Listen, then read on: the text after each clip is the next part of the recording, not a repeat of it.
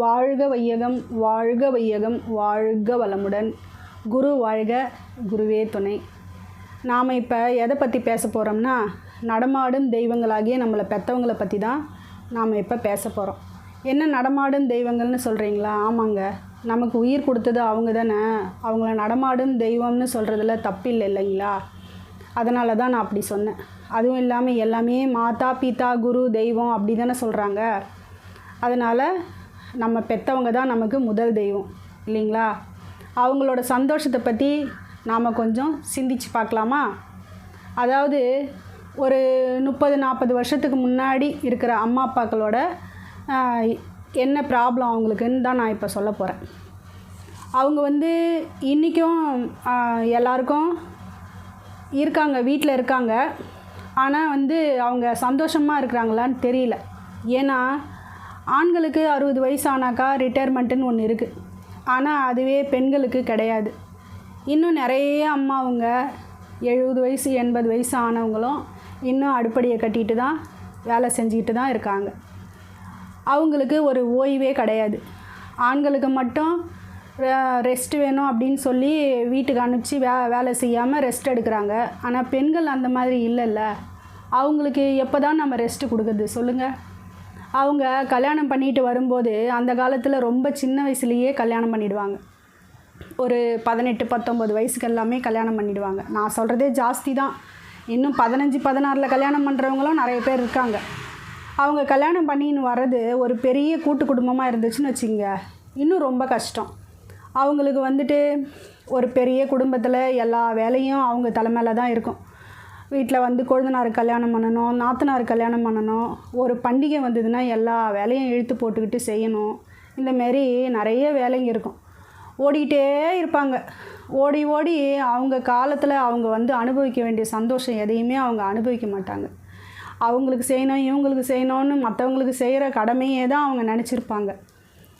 கொழுந்தனாருக்கு நாத்தனாருக்கெல்லாம் செஞ்சிகிட்டே வரும்போது ஒரு கட்டத்தில் பார்த்திங்கன்னா அவங்க பசங்க பெருசாகிடுவாங்க. அதுக்கப்புறம் அவங்க பசங்களுக்கு தேவையானதெல்லாம் செய்யணும், கல்யாணம் பண்ணணும், அவங்க குழந்தைங்கள பார்த்துக்கணும்.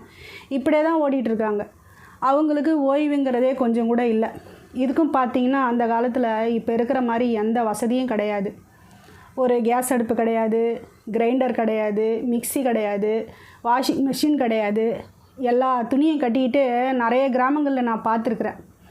மூட்டையாக துணிங்களை எல்லாம் கட்டிக்கிட்டு ஆற்றுக்கோ குளத்துக்கோ போய் துவைச்சி அங்கேயே காய போட்டு எடுத்துகிட்டு வருவாங்க. அந்தமாரி நிறைய பேரை நான் பார்த்துருக்கேன் கிராமங்களில். அவங்க இப்போ சிட்டிக்கு வந்துட்டாங்க. ஆனால் இன்னும் அவங்க அந்த ஒரு சந்தோஷமாக இருக்காங்களான்னு தெரியல. சிட்டியில் இருந்தாலும் எல்லாரும் நம்ம வேலை வேலை வேலைன்னு இருக்கிற நம்ம எல்லாரும் ஓடிக்கிட்டே தான் இருக்கிறோம். வீட்டில் இருக்கிற பெரியவங்களை பற்றி நினச்சி பார்க்குறதுக்கு நமக்கு சமயம் கூட கிடைக்கிறதில்ல. அதை நம்ம யாரையும் குறை சொல்லி ஒன்றும் பிரயோஜனம் இல்லை. ஏன்னா இந்த காலகட்டம் அப்படி இருக்குது. நம்ம வாழுற இந்த லைஃப்பில் நிறைய நமக்கு கடமைகள் இருக்குது. பிள்ளைங்களை படிக்க வைக்கணும், அப்புறம் இருக்கிற பொருளாதார வளர்ச்சி வேணும் நமக்கு. அதுக்காக நம்ம நல்லா உழைக்கணும். எல்லாமே இருக்குதான். அதை நான் யாரையுமே தப்பு சொல்லலை. யாரும் தப்பு சொல்லவும் முடியாது இந்த காலத்தில். ஏன் அவங்களே கூட பாவம் நம்ம பிள்ளைங்க அப்படின்னு இன்னும் கூட உங்களுக்காக தான் அவங்க கஷ்டப்பட்டுட்டு இருப்பாங்க.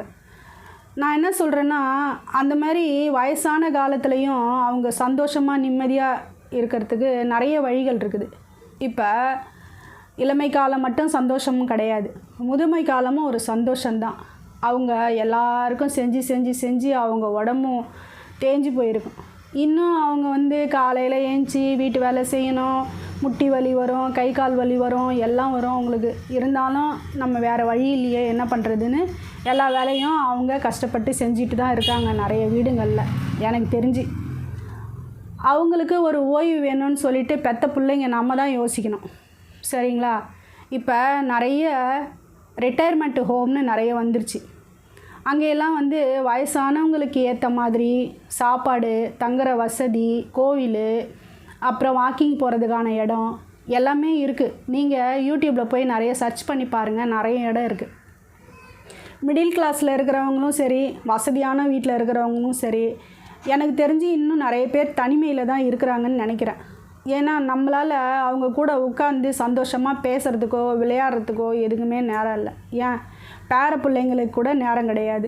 அவங்கள சொல்லியும் குத்தம் இல்லை, அவங்களுக்கு நிறைய படிக்க வேண்டியது இருக்குது, நிறைய வேலைகள் இருக்குது. அதனால் தாத்தா பாட்டி கூட உட்காந்து சந்தோஷமாக பேசவோ சிரிக்கவோ விளையாடவோ அவங்களுக்கும் நேரம் இருக்கிறதில்ல. அப்போ இந்த வயசான பெரியவங்களுக்கு டிவி ஒன்று தான் பொழுதுபோக்கு. எப்பயும் அந்த டிவியை பார்ப்பாங்க. அதுக்கப்புறமா சாப்பிட்றது ரொட்டீனாக அவங்க என்ன வேலையோ அவங்க செய்வாங்க.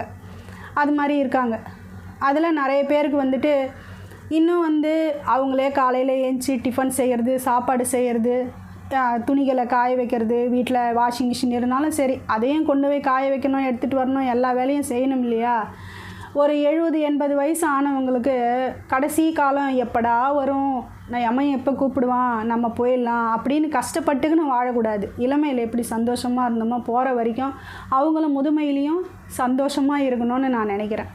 நான் நினைக்கிறதே தான் நீங்களும் நினைப்பீங்கன்னு நான் நினைக்கிறேன். அதனால் தயவு செஞ்சு ஓம்னாக்கா அது ஏதோ முதியோர் இல்லம், அனாத ஆசிரமம் அந்த மாதிரி கொண்டு போய் தள்ளி விட்டு வந்துடுமே, ஊரில் உலகத்தில் என்ன சொல்லுவாங்க, அக்கம் பக்கத்தில் என்ன சொல்லுவாங்கலாம் நினைக்காதீங்க. அது அந்தமாரி இடம் கிடையாது. காலைல பொறுமையாக ஏஞ்சம்மா ஒரு டீயோ காஃபியோ அங்கே இருக்கிறவங்க போட்டு கொடுப்பாங்க, அதை குடித்தோமா, வாக்கிங் போனோமா, யோகா எக்ஸசைஸு அவங்களுக்கு என்ன முடியுமோ அதை செய்வாங்க. அதுக்கப்புறம் போய் குளிச்சுட்டு டிஃபன் சாப்பிடுவாங்க. அதுக்கப்புறமா அவங்களுக்கு என்ன பிடிக்குமோ அது மாதிரி ஃப்ரெண்ட்ஸுங்க கூட பேசுகிறது, ஏதாச்சும் கேம் விளையாடுறது, இல்லைன்னா தியானம் பண்ணுறது, இந்த மாதிரி நிறைய அவங்களுக்கு அந்த ஓம்களில் இருக்குது. அவங்க அதை செய்வாங்க. ஓமில் விட்டுட்டதால் நீங்கள் ஒன்றும் கெட்டவங்களாகிட மாட்டீங்க. நீங்களாம் அடிக்கடி போய் பார்த்துக்கலாம். ஒரு பண்டிகை, நல்ல நாள், கல்யாணம் இந்த மாதிரியெல்லாம் வரும்போது அவங்கள வீட்டுக்கு கூப்பிட்டு நம்ம வீட்டில் ஒரு 10-15 நாள் வச்சுருந்து அவங்களுக்கு பிடிச்சதெல்லாம் செஞ்சு கொடுத்து அவங்க ஆசைப்பட்டதெல்லாம் செய்து அவங்க சந்தோஷமாக வச்சுருக்கலாம். அப்புறமா நீங்கள் ரொட்டீனாக எல்லா வேலையும் பார்க்க போயிடுவீங்க இல்லையா? மறுபடியும் அவங்களுக்கு அதே பழைய வாழ்க்கை தானே, அங்கே விட்டுன்னு விட்டுடலாம். ஆனால் அங்கே அவங்களோட வயசு உள்ளவங்க நிறைய பேர் இருப்பாங்க. அவங்க கூட பேசி சிரித்து விளையாடி அவங்க எவ்வளோ சந்தோஷமாக இருப்பாங்க. அதெல்லாம் நினச்சி பார்த்து இதை நான் சொல்கிறேன். நீங்கள் அதெல்லாம் செய்வீங்கன்னு நம்புகிறேன். அதுக்காக சில வயசானவங்க இருக்காங்க. அவங்க என்ன பண்ணுவாங்கன்னா, நான் கஷ்டப்பட்டு கட்டின வீடு, இதை விட்டுட்டு நான் போக மாட்டேன், நான் இங்கே தான் இருப்பேன்னுவாங்க. அந்தமாரி விருப்பம் இல்லாதவங்களையெல்லாம் வற்புறுத்தாதீங்க. அவங்களுக்கு உங்கள் கூட இருக்கிறது தான் சந்தோஷம்னு சொன்னால் அவங்கள நீங்கள் உங்கள் வீட்டிலே வச்சு நல்லா பார்த்துக்கங்க. வயசான காலத்தில் அவங்க கஷ்டப்படுற மாதிரி அவங்களுக்கு என்ன முடியுமோ அந்த வேலையை அவங்க செய்யட்டும். அதுக்காக சும்மா உட்காந்துருந்தாலும் அவங்களுக்கு ரொம்ப போர் அடித்து போயிடும்.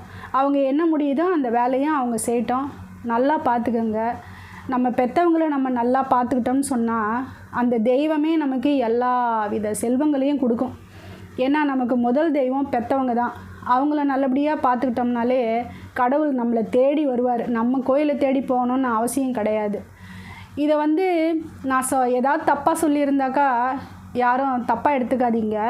எனக்கு ரொம்ப நாளாக மனசில் சொல்லணும்னு இருந்துச்சு, அதனால தான் சொன்னேன். நல்ல ஓமாக பார்த்து சேர்க்கலாம். அதாவது மிடில் கிளாஸில் இருக்கிறவங்க அவங்களால அவங்க வசதிக்கு தகுந்த மாதிரி ஓம் இருக்கிறதா பார்த்து நல்ல இடமா பார்த்து சேர்த்து விடுங்க. ரொம்ப முடியல, எங்களுக்கு வறுமையாக தான் இருக்குதுன்னு சொன்னால் அவங்களுக்குன்னு தனியாக ஆசிரமங்கள் நிறைய இருக்குது. அதை இலவசமாகவே பார்த்துக்கிறாங்க, செய்கிறாங்க. அங்கே கொண்டு போய் விடலாம். ஏன்னா நம்ம வீட்டில் இருக்கிற பழையதோ கஞ்சியோ கூழோ ஏதோ சாப்பிட்டுட்டு அவங்க இப்படியே போகிற வரைக்கும் கஷ்டப்பட்டுட்டு இருக்கணுமா? நீங்களே யோசிச்சு பாருங்களேன். அந்தமாரி ஓமில் விட்டாக்கா 4 பெண்கள் இருப்பாங்க, அங்கே டிவி போடுவாங்க. அது மட்டும் இல்லாமல் வெளியில் பிக்னிக்லாம் கூப்பிட்டு போகிறாங்க, கோயிலுக்கு கூப்பிட்டு போகிறாங்க, சந்தோஷமாக வச்சுருக்குறாங்க. உலகத்தில் நிறைய நல்லவங்களும் இருக்கிறாங்கங்க. நம்பணும். நம்ம கொண்டு போய் விடுங்க. உங்களுக்கு சௌரியப்பட்டால் அங்கேயே இருக்கட்டும். அப்படி இல்லை அவங்களுக்கு கஷ்டமாக இருக்குதுன்னா நம்ம கூப்பிட்டு வந்துடலாம். அதை பற்றி ஒன்றும் பிரச்சனை கிடையாது. அதனால் யாருக்கெல்லாம் முடியுதோ, யாரெல்லாம் விருப்பப்படுறாங்களோ அந்த மாதிரி இடங்களுக்கு போகிறதுக்கு அவங்கள குத்தம் சொல்லி வேண்டாம் நீங்கள் இங்கேயே கடங்க அப்படின்னு சொல்லி அவங்க வயசான காலத்தை அவங்க ரொம்ப கஷ்டப்பட்டு அனுபவித்து தான் போகணுன்னு நினைக்காதீங்க. அவங்களும் சந்தோஷமாக ஜாலியாக இருக்கட்டும். அவங்க விருப்பம் என்னன்னு கேளுங்க. இந்த மாதிரி ஒரு ஓம் இருக்குமா அப்பா, நீங்கள் போகிறீங்களா சொல்லுங்கள், எங்களால் முடியல நாங்கள் கொண்டு போய் விட்டு வரோம் அப்படின்னு சொல்லுங்கள். நாங்கள் வீட்டில் உங்கள் கூட இருக்கிறதில்ல, எங்களால் சந்தோஷமாக பார்த்துக்க முடியல, உங்களுக்கு விருப்பம் யூடியூப்பில் போட்டு காட்டுங்க. அந்த மாதிரி ஓம்லாம் நிறைய நல்லாயிருக்கு, நான் கூட போய் பார்த்துருக்கேன். அதனால் நீங்கள் கொண்டு போயிட்டு அங்கே விடுங்க, சந்தோஷமாக பார்த்துக்கங்க. அவங்கள நல்லா பார்த்துக்கங்க, நல்லா வச்சுருங்க. அவங்கள நல்லா பார்த்துக்கணும். அதுதான் நம்மளோட கடமை. சரிங்களா? இறைவன் உங்களுக்கு எல்லா அருளும் புரிவார். வாழ்க வையகம், வாழ்க வையகம், வாழ்க வளமுடன். அருட்பேராற்றல் கருணையினால் உடல் நலம், நீலாயில், நிறை செல்வம், உயர்ப்புகள், மெய்ஞானம் ஓங்கி வாழ்க வளமுடன்.